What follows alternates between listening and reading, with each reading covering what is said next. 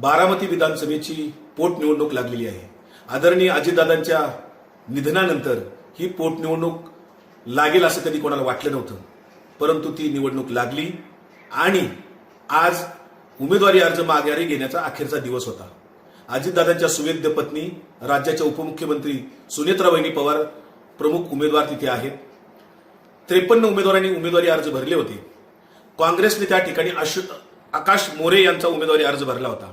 काही अटी घातल्या होत्या, बिनविरोध होणार की नाही या सगळ्या चर्चेनंतर अखेरीस आदरणीय शरद पवार साहेबांनी, खासदार सुप्रियाताई सुळे असतील, रोहित पवार असतील किंवा सुनेत्रा वहिनींनी सुद्धा हर्षवर्धन सपकाळांना केलेला फोन असेल, या सर्व याच्यातून काँग्रेसने अखेरीस सर्वांची विनंतीला मान देऊन आणि एक संस्कृती जपण्याचा विषय म्हणून आपला उमेदवारी अर्ज आकाश मोरेंचा माघारी घेतला।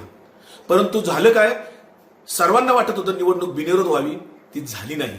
खरं तर त्यांच्या पक्षाने, राष्ट्रवादी काँग्रेस पक्षाने सुनील तटकरे प्रदेशाध्यक्ष आहेत, त्यांच्या जिल्ह्याचे कोणी अध्यक्ष असतील, निवडणुकीचा कोणी इन्चार्ज होता की नव्हता, कारण निवडणूक बिनविरोध होण्यासाठी कुणी प्रयत्न केल्याचं दिसत नाही।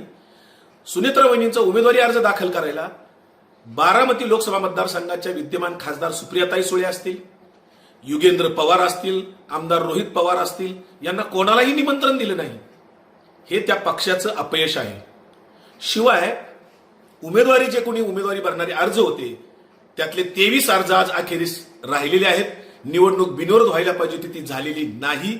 शेवटी निवडणूक लागलीच आणि जे कोणी 23 उमेदवार आहेत त्यांच्याशी कालपर्यंत राष्ट्रवादी काँग्रेस पक्षाने सुनील तटकरेंनी लक्ष देऊन त्यांच्याशी चर्चा करायला पाहिजे होत्या, त्यांना बोलवायला पाहिजे होतं, विनंती करायला पाहिजे होती। निवडणूक बिनविरोध नक्की होऊ शकली असती, परंतु सुनील तटकरे असतील किंवा त्यांचे पदाधिकारी असतील किंवा बारामती या पोटनिवडणुकीचे जे कोणी इन्चार्ज असतील, यांनी कुणीही निवडणूक ही सिरियस घेतली होती असं दिसत नाही।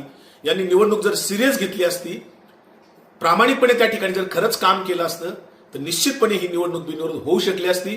परंतु सुनील तटकरे प्रदेशाध्यक्ष म्हणून किंवा त्यांचा पक्ष या निवडणुकीमध्ये सबशेल फेल ठरला आणि शेवटी निवडणूक ही लागलीच।